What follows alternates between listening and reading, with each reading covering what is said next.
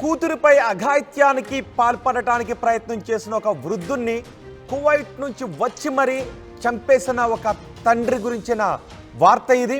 చిన్న పిల్లను ఒక వృద్ధుడు 60-65 సంవత్సరాలు ఉండే వృద్ధుడు అఘాయిత్యానికి పాల్పడబోయాడు. ఆ చిన్న పిల్ల ప్రైవేట్ పార్ట్స్ని టచ్ చేస్తూ ఆ పాపపై అఘాయిత్యానికి పాల్పడే ప్రయత్నం చేశాడు. ఆ పాప తనపై ఆ వృద్ధుడు తాత ఎటువంటి అఘాయిత్యానికి ఏ విధంగా పాల్పడటానికి ప్రయత్నం చేశాడో పోసగుచ్చినట్టుగా చెప్పింది. ఆ మాటలు విన్న తండ్రి రక్తం ఉడికిపోయింది. తన బిడ్డ వైపు, కన్న కూతురు వైపు ఎవడైనా వంకరగా చూస్తే తండ్రి రక్తం మరిగిపోతుంది. వాడిని జుట్టు పట్టుకుని అక్కడ కొట్టాలని అనిపిస్తుంది. కానీ కువైట్లో ఉన్న ఆ తండ్రికి తన గారాల పట్టైన ఆ బిడ్డ తాత తనపై ఎలా అఘాయిత్యానికి పాల్పడబోయాడో చెప్పేసరికి ఆ మాటలు విన్న తండ్రి ఒళ్ళు ఉడికిపోయింది, రక్తం మరిగిపోయింది. అతను నేరానికి పాల్పడ్డాడు. ఆ వృద్ధుని హత్య చేశాడు, నేరానికి పాల్పడ్డాడు. ఇప్పుడు హత్య చేసినందుకు బహుశా తను కూడా కటకటాల వెనక్కి వెళ్లాల్సిన పరిస్థితులు రావచ్చు. వాటన్నిటినీ భరించడానికే నేను ఈ హత్య చేశానని చెప్తున్నాడు. అంతేకాదు నాకు ఇక బతకాలని కూడా లేదు అని ఆ తండ్రి చెప్తూ ఉన్నాడు. ఈ ఘటన అన్నమయ్య జిల్లాలో చోటు చేసుకుంది. అన్నమయ్య జిల్లాలో అసలు ఈ ఘటన ఎలా చోటు చేసుకుందన్న దాని గురించి తండ్రి ఒక వీడియోని చేస్తూ చూపించాడు. ఆ తండ్రి ఏం మాట్లాడాడో చూద్దాం. అండ్ మీరు కూడా తండ్రి మాటలపై మీ అభిప్రాయాన్ని ఒకసారి కమెంట్ బాక్స్లో తెలియచేయండి. ఒకసారి తండ్రి ఏం మాట్లాడాడో చూద్దాం. అరే నా కూతురు చెప్పిన మాటలేనండి. తాత ఎక్కడెక్కడ పట్టుకున్నాడు? బాస్ పోసుకునే అక్కడ ఏ తాత పట్టుకునిందా? వద్దు తాత, మళ్ళా ఎందుకు పెట్టుకున్నా తాత? నిద్రపోయేటప్పుడు పట్టుకున్నాడా? నిద్రపోయేటప్పుడు దిగుపోతా ఆంజనేయ తాత దగ్గర పండుకుంటే పోయి ఇక్కడ పట్టుకున్నాడు. ఈ మాదలు చేసిన డాడీ ఆయన నా కూతురు చెప్తే ఏ తండ్రికి అప్పుడుంటాడు. చట్టపరంగా పోవాలని పోలీసు వాళ్ళకి కంప్లైంట్ ఇచ్చే వాళ్ళు వాళ్ళ దగ్గర డబ్బులు తీసుకొని వాళ్ళని వదిలేసి వాళ్ళు ఆ బాధలు చేశారు. పోలీసు వాళ్ళు ఈ బాధలు చేశారు. వీళ్ళు మా మర్దాలు ఇట్లా రమణ వీళ్ళు ఈ మాదల మీరు కేసు పెట్టినా కానీ మేము డబ్బులు కట్టేసి మేము బయటకు వచ్చినామని పబ్లిక్ చేసేసారు. ఏం చేయాలి? ఏ తండ్రికి అప్పుడుంటాడు? జరిగిన తర్వాత నాకు బతకాలని లేదు. అసలు నాకేదన్నా అయిందంటే నా భార్య నాతో పాటు చనిపోతుంది. ఇంతమందికి చావులకు కారణం ఎవరు?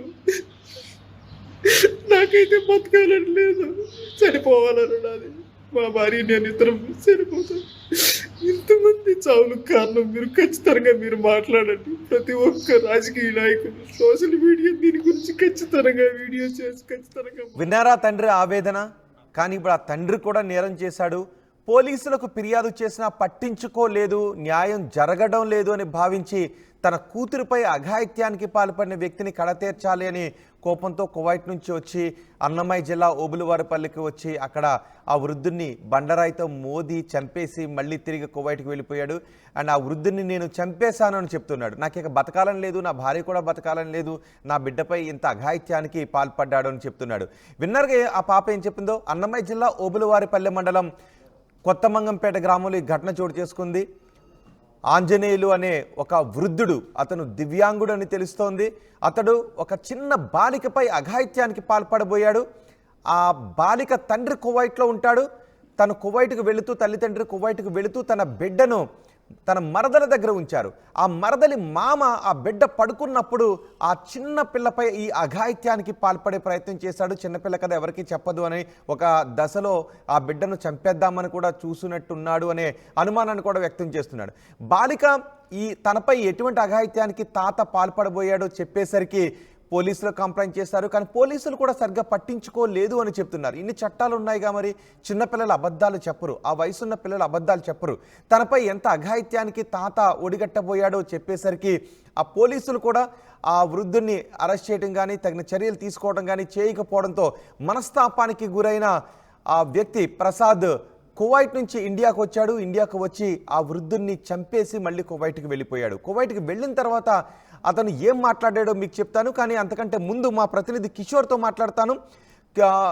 కిషోర్తో మాట్లాడేటప్పుడు ఒకసారి మీరు కూడా మీ అభిప్రాయాన్ని, ఆ తండ్రి చేసిన ఈ ఘటన గురించి మీరేమనుకుంటున్నారు? మీ అభిప్రాయాన్ని కమెంట్ బాక్స్లో తెలియజేయండి. మా ప్రతినిధి కిషోర్ కూడా ఉన్నారు. కిషోర్, ఈ ఘటన తర్వాత అక్కడ ఎటువంటి మాటలు వినిపిస్తూ ఉన్నాయి?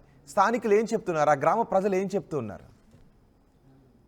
ఏదైతే చిన్నారి పట్ల అఘాయిత్యానికి పాల్పడినటువంటి వృద్ధుడిని కువైట్ లో ఉన్నటువంటి ఇప్పుడు హత్య చేసినటువంటి ఘటన, అంటే బండరాయితో మోదీ హత్య చేసినటువంటి ఘటన అన్నమయ్య జిల్లా ఓంగారిపల్లిలో చోటు చేసుకుంది. అయితే ఈ ఘటన పైన పలుమార్లు కూడా అటు పోలీసులకు ఫిర్యాదు చేశారు. ఏదైతే చిన్నారి తన పట్ల తాత వరుసైనటువంటి నరసింహులు అసభ్యకరంగా ప్రవర్తిస్తున్నారంటూ కూడా ఆమె పలుమార్లు కూడా తల్లిదండ్రులకు ఫోన్ చేసి చెప్పింది. అయితే తల్లికి ఫోన్ చేయడంతో, అంటే తండ్రికి ఫోన్ చేసి చెప్పలేదు కానీ తల్లికి మాత్రం తనకు జరిగినటువంటి విషయాన్ని తల్లి దృష్టికి తీసుకెళ్ళింది. అయితే తల్లి దృష్టికి తీసుకున్న నేపథ్యంలో కూడా ఒక్కసారిగా కూడా తల్లి నేరుగా కువైట్ నుంచి ఇండియాకు చేరుకుంది. అయితే ఇండియాకు చేరుకున్న తరుణంలో కూడా పోలీసులు కూడా ఫిర్యాదు చేసింది. అయితే ఫిర్యాదు చేసినటువంటి పోలీసులు దాన్ని కింద సీరియస్ గా తీసుకున్నారు. అంటే ఒక రకంగా తాత వరుసకు తాత చిన్నారి పట్ల ఇట్లా అసభ్యంగా ప్రవర్తిస్తున్నాడు, అఘాయిత్యానికి పాల్పడే ప్రయత్నం చేస్తున్నాడు అన్నటువంటి విషయాన్ని కూడా ఆ పాప తల్లి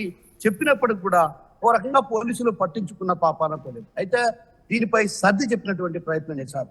అయితే తాత తీరు మారలేదు, అదే విధంగా ప్రవర్తించడంతో ఒక్కసారిగా కూడా ఏదైతే తన మరదలు ఎవరైతే మరదలు ఉన్నారో మరదలు ఇంట్లో కూడా, అంటే వీళ్ళిద్దరు కూడా కువైట్ కు వెళ్ళారు. పిల్లల ఉన్నత చదువుల కోసం కువైట్ లో వెళ్ళి అక్కడ అష్ట కష్టాలు పడుతున్నటువంటి పరిస్థితి. అయితే ఆ నేపథ్యంలో మరదలింట్లో ఉన్నటువంటి ఆ బిడ్డ పరిస్థితి ఎలా ఉందని ఫోన్ చేసినా కూడా ఆమె సరైన సమాధానం చెప్పకపోవడంతోనే ఈ పరిస్థితి దాల్సింది. అయితే ఈ నేపథ్యంలో ఒక్కసారిగా కూడా తను మనస్తాపానికి చెంది ఏదైతే తన బిడ్డ ఏడుస్తూ కూడా కొన్ని వ్యాఖ్యలు చేసింది. ఏదైతే తన పట్ల తాత ఈ విధంగా ప్రవర్తిస్తున్నాడు, పలాని ప్రైవేట్ పార్క్ లో చేతులు వేస్తున్నాడు అన్నటువంటి విషయాన్ని కూడా చెప్పడంతో ఏ తండ్రి కూడా సహించలేడు. ఎందుకంటే తన బిడ్డ పట్ల ఇంత అసభ్యంగా ప్రవర్తిస్తున్నాడంటే మాత్రం ఖచ్చితంగా ఒక రకంగా కోపోద్రిక్తుడై వచ్చిన పరిస్థితి కనిపిస్తుంది. అయితే తను కొద్ది రోజుల పాటు సహనంగా ఉన్నప్పటికీ కూడా అయితే ఆ తర్వాత జీర్ణించుకోలేని పరిస్థితి, ఒక రకంగా మనోవేదన మనస్తాపాన్ని, అంటే తను రోజు కూడా నిత్యం ఎన్నో రోజులు అంటే కిషోర్, పోలీసులు తమ పని తాము చేసుంటే ఒక తండ్రి నేరస్తుడు అయ్యి ఉండేవాడు కాదు. మరి పోలీసులు ఏం చెప్తున్నారు అసలు ఈ ఘటన గురించి? రోహిత్, వాస్తవానికి ఏదైతే పోలీసులు ఈ విషయంలో సీరియస్ గా తీసుకుంటే ఈ పరిస్థితికి దారి తీసేది కాదన్నటువంటి భావన వినిపిస్తుంది. ఏదైతే పోలీసులు కూడా ఈ వ్యవహారంలో నాన్పుడుదని ఏదైతే కొంతమేర అటు వైపు నుంచి డబ్బులు తీసుకుని పోలీసులు కూడా సర్ది చెప్పే ప్రయత్నం చేశారే తప్ప దీనిపైన కఠినంగా వ్యవహరించి ఉంటే ఎవరైతే ఆ బాలిక తండ్రి నేరస్తుడు అయ్యేవాడు కాదు. ఎందుకంటే అన్నటువంటి స్థానికులు కూడా చెప్తున్న పరిస్థితి ఏంటంటే ప్రధానంగా చిన్న పిల్లల పట్ల అఘాయిత్యాలకు పాల్పడుతున్నటువంటి ఘటనలు మనం చూస్తున్నాం. అలాంటి పరిస్థితి నేపథ్యంలో చిన్నారి అసలు ఆ పాపకు ఏందనే విషయం కూడా తెలియని పరిస్థితి. అలాంటి బాలిక పట్ల ఒక రకంగా అసభ్యకరంగా ప్రవర్తించడాన్ని చూస్తే మాత్రం సభ్య సమాజం తలదించుకునే పరిస్థితి అన్నటువంటి విషయాన్ని కూడా అన్నటువంటి స్థానం చెప్తున్నారు. ఈ వ్యవహారంలో పోలీసుల తప్పు కూడా ఉంది. ఎందుకంటే పోలీసులు ఆ రోజు మందలించి వదిలేయకుండా కొంత సీరియస్ గా తీసుకొని అటు కఠినమైనటువంటి శిక్షలు ఏదైతే అసభ్యకరంగా ప్రవర్తిస్తున్నటువంటి నేపథ్యంలో ఫోక్సో చట్టాలు అంటున్నారు, అవంటున్నారు, ఇవంటున్నారు, కానీ ఎక్కడే కానీ ఆ చట్టాలను అమలు చేసే పరిస్థితి లేదన్నటువంటి భావన ఇక్కడ ఉన్నటువంటి స్థానికుల్లో వినిపిస్తున్నారు. మరోవైపు పోలీసులు కూడా ఈ వ్యవహారం పట్ల ఏదైతే హత్య జరిగింది, బండరాయితో మోదీ హత్య చేసిన తర్వాత దాన్ని అనుమానాస్పద మృతిగా కూడా చిత్రీకరించారు. అయితే తాజాగా ఏదైతే ఈ రోజు నిన్న వీడియో విడుదల చేయడం బాలిక తండ్రి, ఆ తర్వాత అది సోషల్ మీడియాలో వైరల్ కావడంతో ఒక్కసారిగా హత్య చేసింది ఎవరన్నటువంటి విషయం వెలుగులోకి వచ్చింది. ఇప్పుడేం చేయబోతున్నారు పోలీసులు? ఇప్పుడేం చేయబోతున్నారు? ఆ హత్య చేసింది నేనే అని చెప్పాడు, కారణం చెప్పాడు. పోలీసులు పట్టించుకోకపోవడం వల్ల, తన కూతురిపై ఆ వృద్ధుడు అఘాయిత్యానికి పాల్పడే ప్రయత్నం చేయడం వల్ల నేను కోపంతో చంపేశాను అని అంటున్నాడు. సో అతను చేసింది నేరమే, కానీ ఇప్పుడు ఏం చేయబోతున్నారు పోలీసు? రోహిత్, ఏదైతే తను చేసింది నేరమే అయినప్పటికీ కూడా ఏ తండ్రి కూడా చేయడు. ఒక బిడ్డ కన్నీటితో ఏడుస్తూ కూడా ఆ మాటలు చెప్పడాన్ని కూడా ఒక రకంగా అక్కడ ఉన్నటువంటి ఆ ప్రాంతవాసులను కలిసివేసింది. అయితే పోలీసులు మాత్రం ఈ వ్యవహారాన్ని కొంత సీరియస్ గానే తీసుకున్నారు. ఏదైతే తాత వ్యవహారంలో ఎవరైతే నాన్పుడు ధోరణి వ్యవహరించారో, సర్ది చెప్పే ప్రయత్నం చేశారో ఆ పోలీసుల పైన కూడా చర్యలు తీసుకునే దిశగా ఇప్పటికే జిల్లా ఎస్పీ విద్యాసాగర్ నాయుడు కూడా దృష్టి సారించారు. అందులో భాగంగానే ఇప్పటికే విద్యాసాగర్ నాయుడు ఏదైతే సోషల్ మీడియాలో వైరల్ గా మాడినటువంటి ఈ వీడియో కూడా ఆయనకు చేరింది. ఆయన వెంటనే అక్కడ ఉన్నటువంటి పోలీస్ స్టేషన్, ఓబులవారిపల్లి మండలంలో ఉన్నటువంటి పోలీస్ స్టేషన్ కూడా ఫోన్ చేశారు. ఆ రోజు ఎవరు సర్ది చెప్పారు ఏంటన్నటువంటి విషయం పైన కూడా అటు ఆరా తీసినాడు. అదే విధంగా బాలిక తల్లి వచ్చి ఫిర్యాదు చేసినప్పటికీ కూడా దాన్ని ఎందుకు అంత సీరియస్ గా తీసుకున్నారు, అసలు ఇంత సీరియస్ గా తీసుకోకపోవడం వల్లే అతను నేరానికి పాల్పడాలన్నటువంటి విషయాన్ని కూడా ఎస్పీ చెప్తున్నారు. మరోవైపు ఏదైతే నేరం చేసినప్పటికీ కూడా తన బిడ్డ కోసమే తాను నేరం చేశాను తప్ప తను బతకాలనలేదు, తన భార్య కూడా బతకాలనే పరిస్థితులు లేదన్నటువంటి విషయాన్ని కూడా ఆయన కన్నీటి పర్వతం అయితే కూడా ఒక వీడియోను రిలీజ్ చేశారు. ఆ వీడియో కూడా ఇప్పుడు ఎస్పీకి చేరింది. ఎస్పీ కూడా దానిపైన సీరియస్ గా తీసుకున్నారు. ఆ వ్యవహారంలో ఎవరైతే ఉన్నారో వారి పోలీసుల పైన కూడా వేటు వేసే పరిస్థితి కనిపిస్తుంది. మరోవైపు త్వరలోనే తాను వచ్చి పోలీసులకు లొంగిపోతారని చెప్పడాన్ని కూడా ఎస్పీ గారు స్వాగతిస్తుంది. ఏది ఏమన్నప్పుడు కూడా చిన్నారి పట్ల అసభ్యంగా ప్రవర్తించడాన్ని పోలీసులు కొంత సానుకూలంగా వ్యవహరించడమే ఇందుకు ప్రధాన కారణం స్పష్టంగా తెలుస్తున్న నేపథ్యంలో కూడా ఎస్పీ ఈ వ్యవహారాన్ని సీరియస్ గా తీసుకొని అందులో ఉన్నటువంటి పోలీసులు కావచ్చు, అదేవిధంగా ఆ రోజు ఎవరు సర్ది చెప్పే ప్రయత్నం చేశారు వారి వివరాలు కూడా సేకరిస్తున్నారు. ఇప్పటికే వారికి సంబంధించి వారందరికీ కూడా సమాచారాన్ని తీసుకున్న అనంతరం కూడా వారిపైన వేటు వేసే అవకాశాలు కూడా లేకపోలేదు. రోహిత్. రైట్ కిషోర్, ఫస్ట్ ఆ పోలీసులు ఉద్యోగాల్లోంచి తీసిపడైంది. ఆ పోలీసులకు ఉద్యోగాలు చేసే అర్హత లేదు. ఒక చిన్న పిల్ల తనపై జరుగుతున్న అఘాయిత్యం గురించి క్లియర్గా చెబితే పోలీసులు సర్ది చెప్పే ప్రయత్నం చేస్తున్నారు. మరి ఇంకెందుకు పోలీసులే, చట్టాలను కాపాడాల్సిన పోలీసులే ఈ రకంగా ఇలాంటి అన్యాయాల పట్ల సర్ది చెప్పాలని చూస్తూ ఉంటే ఇంకెన్ని చట్టాలు చేసే ఉపయోగమే ఉంది? సో ఫస్ట్ ఆ పోలీసులకి ఉద్యోగాల్లో కొనసాగే అర్హత లేదు. ఆ పోలీసులు ఎవరైతే ఈ కేసులో ఇన్వాల్వ్ అయి ఉన్నారో, కంప్లైంట్ వచ్చిన తర్వాత ఎస్హెచ్ఓ కావచ్చు, ఐఓ స్థాయి అధికారి ఎవరైతే ఉన్నారో ఆ అధికారిని ఉద్యోగం నుంచి, ఆ పోలీస్ అధికారిని ఉద్యోగం నుంచి తీసిపడేయండి ఫస్ట్. ఆ తర్వాత ఇతన్ని ఏ విధంగా శిక్షించాలని అనుకుంటున్నారు, ఇతనిపై ఏ విధమైన నేరారోపణ చేయాలనుకుంటున్నారు? ఎందుకంటే వృద్ధుని చంపాడు కాబట్టి ఖచ్చితంగా పోలీసులు అతనిపై నేరాన్ని మోపి కోర్టులో అయితే ప్రొడ్యూస్ చేస్తారు, విచారణ అయితే జరుగుతుంది. కానీ అంతకంటే ముందు ఆ విషయాన్ని లైట్ తీసుకున్న విషయాన్ని, ఆ పాపపై అఘాయిత్యానికి పాల్పడుతూ ఉంటే ఆ విషయాన్ని తెలిసి కూడా, అంత క్లియర్గా చెప్పింది తెలిసి కూడా మసిబూసి మారేడుకాయ చేయాలి, సర్ది చెప్పాలి అనే ప్రయత్నం చేసిన పోలీసులు ఉద్యోగం నుంచి తీసిపడేయండి. ఒకవేళ ఆ పోలీసులే సవ్యంగా సక్రమంగా చట్టాన్ని సక్రమంగా అమలు చేసినట్లయితే ఒక తండ్రి, ఇప్పుడు మీరు చూస్తున్న ఆ తండ్రి నేరస్తుడు అయ్యి ఉండేవాడు కాదు. ఆ వృద్ధుడు బహుశా ఇప్పుడు కటకటాల వెనుక ఉండేవాడు. సమాజం హర్షించేది ఆ వృద్ధుడిని. అఫ్కోర్స్ ఇప్పుడు ఎలా రియాక్ట్ అవుతారన్న దాని గురించి నేను మాట్లాడడం లేదు. కొంతమంది భావోద్వేగంలో కరెక్ట్ అని అంటూ ఉండొచ్చు. కానీ చట్టాన్ని మన చేతుల్లోకి తీసుకోవడం కరెక్ట్ కాదు.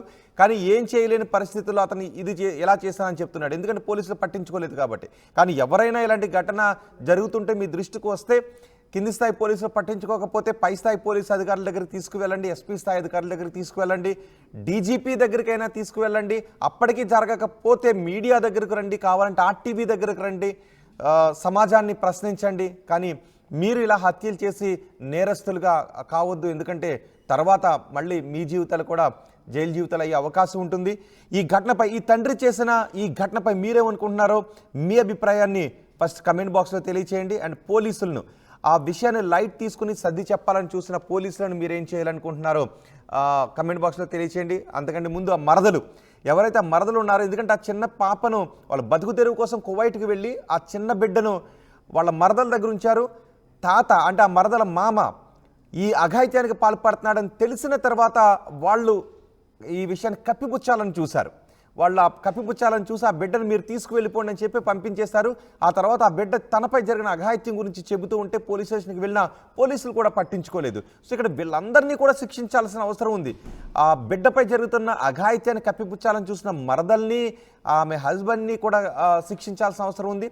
మసిబూసి మారేడుకాయ చేయాలని చూసిన పోలీసులను కూడా ఉద్యోగం నుంచి పీకేయాల్సిన అవసరం కూడా ఉంది. మీ అభిప్రాయం కామెంట్ బాక్స్లో తెలియచేయండి. ఈ మర్డర్ చేసిన తర్వాత, ఆ వృద్ధుని చంపేసిన తర్వాత ఆ తండ్రి మీడియాతో ఒక వీడియో చేసి మాట్లాడాడు, వీడియో చేసి సోషల్ మీడియాలో పెట్టాడు. ఆ తండ్రి ఏం మాట్లాడాడు చూద్దాం. నేను ఇతన్ని చంపేదానికి కారణం ఏంటి, చంపేంత అంత పెద్ద తప్పు అతనేం చేసినాడు, ఒక రచ్చకు గాని ఒక గొడవకు గాని ఇంకొకరిని ఒక మాట నేను అనేది గాని, రచ్చలకు నేను దూరంగా ఉంటాను, గొడవలకైనా కానీ రచ్చలకైనా కానీ వీటన్నిటికీ దూరంగా ఉండే నేను ఇతన్ని అలా చేసే అంత నిర్ణయం నేను దేనికి తీసుకున్నాను, అతనేం చేసినాడు. మాది అన్నమయ్య కడప జిల్లా ఓబులవారిపల్లి మండలము ఐలరాజపల్లి హరిజనవాడ గ్రామం మాది. ఓకే, నా కూతురు పుట్టింటాంచి 11 సంవత్సరాల నుంచి మా అత్తమ్మనే చూసుకుంటా ఉన్నారు. ఓకే, వాళ్ళ ప్రజెంట్ అయితే ఆర్థిక పరిస్థితి బాగలేక మా యొక్క కోయేట్కి వస్తా మా కూతుర్ని వాళ్ళ చిన్న కూతురు దగ్గర, అంటే మా మరదల దగ్గర మా కూతురు బాధ్యత మా మరదలకైతే అప్పచెప్పేసి కోయేట్కి అయితే వచ్చింది. వాళ్ళు కొద్ది రోజులు బాగానే చూసుకున్నారు. ఓకే, ఒకరోజు ఏం జరిగిందంటే మా కూతురు మంచంలో పనుకోండి, ఈ మనిషి అన్నమాట. ఈ మనిషి ఏం చేశాడంటే మా కూతురు నిద్రమత్తులో ఉంది కదా అని మా కూతురు బట్టలు తీసేసి బలాత్కారం చేసి నోరు మూసిపెట్టి బలాత్కారం చేసి ఇంకా చేసేదానికి ప్రయత్నించినాడు. ఒకవేళ అరిస్తే నోరు మూసిపెట్టి ఒకవేళ ఎంత పనైనా చేద్దాము చంపేసేదానికైనా కానీ అంటే ఆ ఆలోచనతోనే బలాత్కారం చేసి చంపేసేదానికైతే ఈ మనిషి అయితే చూసినాడు. ముందుగానే నా కూతురు నిద్ర మత్తులో ఉంది, అందులో మళ్ళీ నోరు మూసిపెట్టేసినాడు, బట్టలు తీసేసినాడు. నోరు మూసిపెట్టేసరికి ఊపిరాడకుండా భయపడిపోయింది అనమాట. ఏం జరుగుతున్నదో ఏమో భయపడిపోయి ఒకపారిగా అరిసేసింది బుజ్జమ్మ అని. మా మరదలను అయితే అరిసేసింది. మా మరదలు వచ్చింది. అప్పుడు మా మరదలు వచ్చి ఇప్పుడు బిడ్డనైతే దగ్గరికి తీసుకొని ఏం జరిగిందంటే అప్పుడు బుజ్జమ్మ తాత అయితే ఈ మాదిరి చేసినాడు, బట్టలన్నీ తీసేసినాడు, పట్టుకోరాని చోట పట్టుకొని ఒత్తుతా ఉన్నాడు. నాకైతే నొప్పి వచ్చినది, భయం వేసింది. బుజ్జమ్మ నోరు మూసిపెట్టేసినాడు. నేను భయపడిపోయి గట్టిగా అరిచినాను. తరువాత మా మరదలైనా గాని మా మరదల వాళ్ళ భర్త రమణ అయినా గాని వీళ్ళిద్దరూ ఈ మనిషిని దేనికి ఈ మాదిరి చేసినావు పసిబిడ్డలని ఒక్క మాట అడగల. తరువాత నా బిడ్డను వీళ్ళిద్దరూ బెదిరించినారు. తాత ఈ మాదిరి అని చేసినాడు అని నువ్వు ఎక్కడ చెప్పగాకని నా బిడ్డనైతే బెదిరించినారు. నా బిడ్డ భయపడిపోయింది. తర్వాత మా మరదలు మా భార్యకి ఫోన్ చేసి మా ఇంట్లో వసతి లేదు, నీ బిడ్డను చూసుకునేదానికి, నీ బిడ్డ నువ్వు తీసుకోబో అని ఎమర్జెన్సీగా చేసింది. మా ఇంట్లో గొడవలు గాన వసతి లేదు అనే తలికే సరే అని నా భార్యను ఇంటికి పంపించిన. బిడ్డను తీసుకురాపో, మన స్వాధీనంలో పెట్టుకున్నాం, మనం చూసుకున్నాము అనేది. ఓకే, పోయింది, తీసుకొని వచ్చింది. ఓకేనా, అని నా బిడ్డను మంచిగా అడిగింది నా భార్య. అసలు ఏం జరిగింది, వాళ్ళు ఏమన్నా కొట్లాడుకున్నారా, ఇన్ని రోజులు బాగానే చూసుకుంటా ఉన్నారు కదా, సడన్ గా దేనికి ఈ మాదిరి ఏంది, నేను ఊరికి చెప్పనులే, భయపడగాకు, అసలు ఏం జరిగింది, వాళ్ళ కాళ్ళకి ఏమన్నా రచ్చలా అని నా భార్య చిన్నగా అడగడం వల్ల నా కూతురు చెప్పేసింది, అమ్మా నేను నిద్ర మత్తులో ఉన్నాను, తాత బట్టలన్నీ తీసేసినాడు, ఇంకా చెప్పరాని ప్లేస్ లో పట్టుకొని గట్టిగా ఊతున్నాడు, మా అరుచానని ఇట్లా మూత పెట్టేసినాడు, చేతితో మూతేసినాడు, నాకు భయం వేసిందమ్మా, ఈ మాదిరి చేసినాను, తర్వాత బుజ్జమ్మకి చెప్పినాను అని అప్పుడు చెప్పింది నా కూతురు. ఇంకా తర్వాత నేను చట్టాన్ని గౌరవిస్తా. ఓకే, మనము డైరెక్ట్ గా ఇలా అని వెళ్ళకూడదు, వాళ్ళ పైకి రచ్చకెళ్ళకూడదు, మనము చట్టపరంగా వెళ్దాం. ఓకే, ఓబులవారిపల్లి పోలీస్ స్టేషన్ లో ఈ మాదిరిలా జరిగిందని కంప్లైంట్ అని నేను చెప్పిన. ఓకే, అవని నా భార్య వెళ్ళింది, కంప్లైంట్ ఇచ్చింది. తర్వాత వాళ్ళని పిలిపించినారు. వాళ్ళని పిలిపించి ఈ మాదిరి జరిగిన దానికి వాళ్ళను ఒక్క దెబ్బ కూడా కొట్ల, ఏదో 2 మాటలు తిట్టి ఆమెని అక్కడి నుంచి ఇంకా మీ జోలికి మీ బిడ్డ జోలికి ఇంకా వాళ్ళు రారు అని పంపించేసినారు. ఎవరిని వల్ల ఆడ పంపించేసినారు. ఓకే, ఆమెని ఆ రోజు ఇంటికి వచ్చిన తర్వాత మరుసటి రోజు నా భార్య కోయేటికి రావాలి మళ్ళీ రిటర్న్. ఓకేనా, ఆ రోజు నైట్ ఏం జరిగిందంటే, ఇది ఒక ఆడబిడ్డ పరువు అనమాట. ఇది ఒక ఆడబిడ్డ మానానికి సంబంధించినవి బయట పెట్టుకోకూడదు, కానీ పరిస్థితి వచ్చింది. ఓకేనా, బయట పెట్టుకునే పరిస్థితి వచ్చింది. ఓకే, తర్వాత వీళ్ళిద్దరు లక్ష్మీ రమణ వీళ్ళిద్దరు భార్యాభర్తలు మాట్లాడుకొని అంటే మా భార్య సైడ్ బంధువులకు ఫోన్ చేసి ఈ మాదిరి వాళ్ళ బిడ్డను మా మామ ఈ మాదిరి చేసినాడు, అందుకని ఓబులవారిపల్లి పోలీస్ స్టేషన్ లో కంప్లైంట్ ఇచ్చింది మా యొక్క. మేము పోలీసు వాళ్ళకు డబ్బులు కట్టి కేసు కంప్లీట్ చేసుకొని మేము బయటకు వచ్చినాం ఆయనని ప్రతి ఒక్కరికి మా భార్య వాళ్ళ సైడ్ బంధువులకి ఫోన్ చేసి మాట్లాడుతూ ఉంది. ఈ మాదిరి ఎంత పరువు తక్కగా ఉంటుంది మాకు. మా బిడ్డ పబ్లిక్ చేసేది ఇదొకటి, వాళ్ళిద్దరు. నెక్స్ట్ ఇంకొకటి పోలీసు వాళ్ళకు డబ్బులు కట్టి మేము బయటకు వచ్చినాము ఈ మాదిరి కంప్లైంట్ ఇస్తే అని, అదొకటి. 2 ఓకేనా, ఆమెని మా భార్య నాకు ఫోన్ చేసి ఈ మాదిరి అంటా ఉంది బావా, ఎట్లా అంటే, సరేలేపా నువ్వు మళ్ళీ వెళ్ళు పోలీస్ స్టేషన్కి వెళ్ళు, ఈ మాదిరి అని చెప్పు, ఈ మాదిరి పబ్లిక్ చేస్తున్నారు సార్, పబ్లిక్ చేస్తే మాకే కదా భయసనము అని చెప్పు, ఏమంటారో చూద్దాము అని మళ్ళీ పంపించిన. వెళ్ళింది సార్ వాళ్ళతో చెప్పినాము.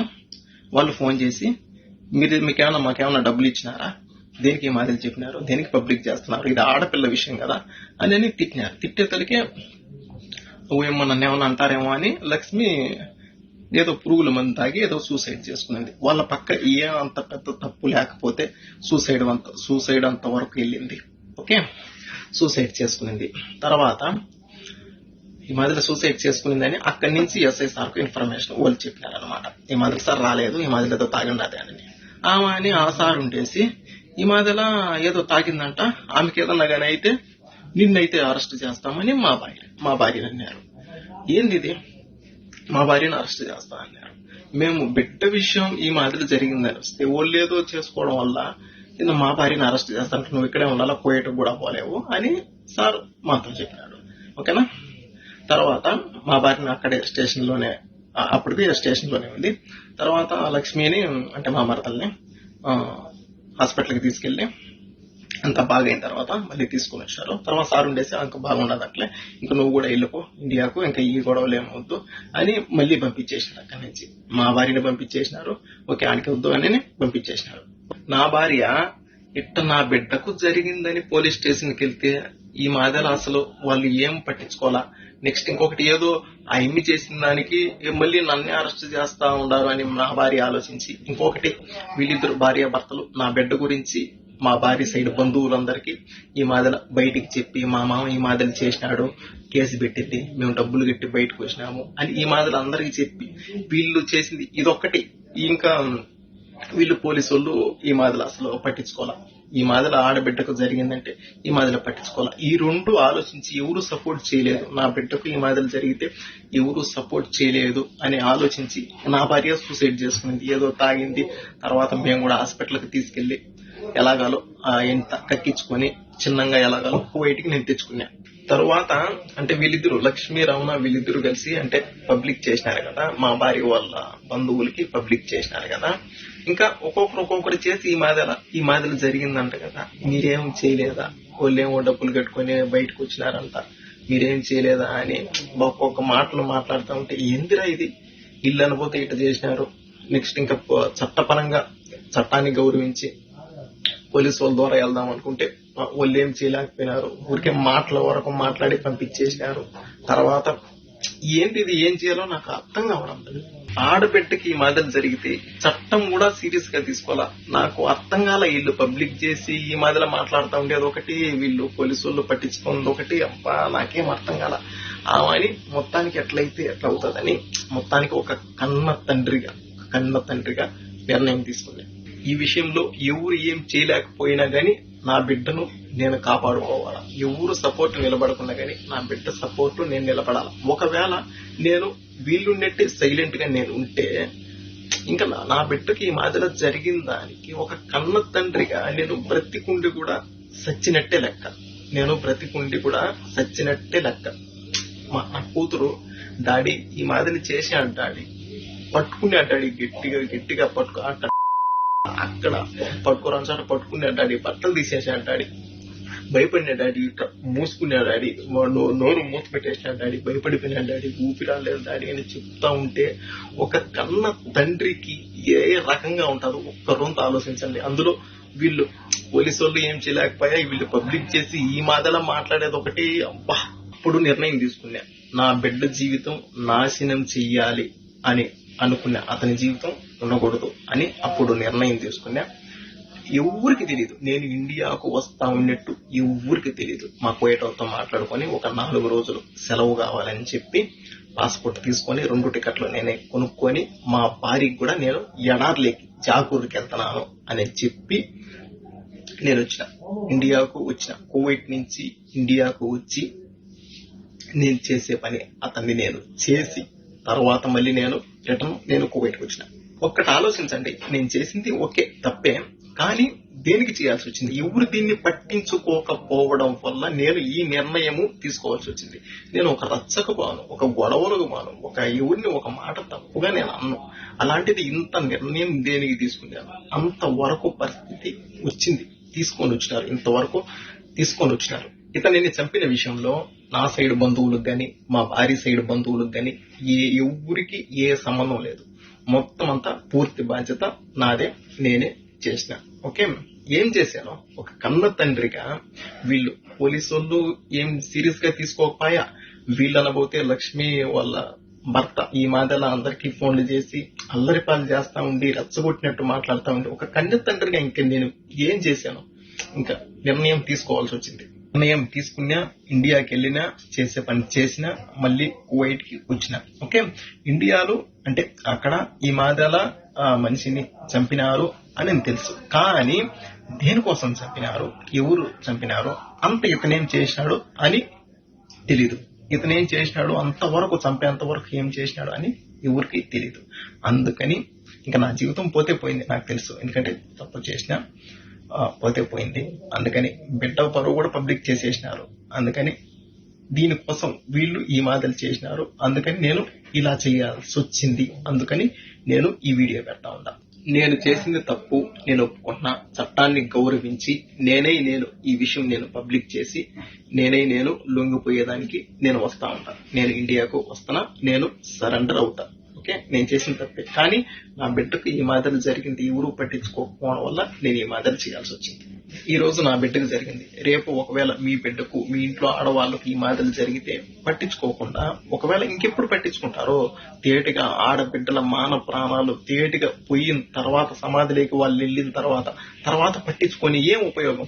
నా బిడ్డ గురించే కాదు, ప్రతి ఒక్క ఆడబిడ్డ గురించి నేను ఆలోచించి ఈ మాదిరిలో ఒకవేళ ఎవరైనా ఈ మాదిరి చేస్తే, ఒకవేళ ఎవరు ఏం చేయలేకపోయినా గానీ, ఒకవేళ వీళ్ళ బంధువులు అయినా గానీ, వీళ్ళ తండ్రి అయినా గానీ, అన్నైనా గానీ, తమ్ముడైనా గానీ, ఒకవేళ ఏదైనా చేస్తాడో తెలిసిన తర్వాత అలా భయపడైనా గానీ ఆడపిల్లల జోలికి రాకుండా ఉంటారు అని ఆలోచించి, నా జీవితం పోయినా పర్వాలే, బిడ్డ పరువు ఈ మాదిరిలో పోయినా పర్వాలే, ఇంకొకరు బాగుంటారు కదా, ఇంకొకరికి ఇది విషయం అని చెప్తానే, ఇంకొక బిడ్డకు ఈ మాదిరిలో జరిగిందని చెప్తానే అప్పుడైనా సీరియస్ గా పట్టించుకుంటారు కదా అనే ఆలోచనతో నేను ఈ పని చేస్తాను. ఈ వీడియో రాజకీయ నాయకులకు, సీఎం సార్ చంద్రబాబు నాయుడు గారికి చేరేంత వరకు షేర్ చేయండి. ఎందుకంటే ఈ మాదిరిలో జరిగిన దానికి ఆడపిల్లల మాన ప్రాణాల గురించి ఖచ్చితంగా వీళ్ళు మాట్లాడాలి. ఇలా జరిగిన దానికి ఖచ్చితంగా వీళ్ళు దీనిపైన రియాక్ట్ అయ్యి ఖచ్చితంగా మాట్లాడాలి. నా సపోర్ట్ మాట్లాడండి అని నేను అనడంలే. ఓకే, ఇలా జరిగినందుకు పట్టించుకోకపోవడం వల్ల ఈ మాదిరి జరిగింది. ఈ విషయం పైన ఖచ్చితంగా కువైట్ లో ఉండే యూట్యూబ్ ఛానళ్ళు, ఇండియాలో ఉండే యూట్యూబ్ ఛానళ్ళు, మీడియా ఛానళ్ళు ప్రతి ఒక్కరూ ఈ విషయం పైన తప్పకుండా మాట్లాడాలి. నేను ఇండియాకు వస్తున్నాను, నేను తప్పకుండా పోలీసులకు నేను సరెండర్ అవుతాను. మీరు ఇప్పుడు దీన్ని బట్టి, జరిగిన దాన్ని బట్టి మీరు ఏ శిక్ష చేసినా నేను తీసుకునేదానికి నేను రెడీ. నేనైతే ఇండియాకు వచ్చి మీకు నేను సరెండర్ అవుతాను. దీంట్లో మా వాళ్ళకి కానీ, మా భార్య సైడ్ వాళ్ళకి కానీ, నా సైడ్ వాళ్ళకి కానీ ఎవరికి ఏ సంబంధం లేదు. మొత్తం అంతా చేసిన నేనైతే వచ్చి నేను మీకు సరెండర్ అవుతాను.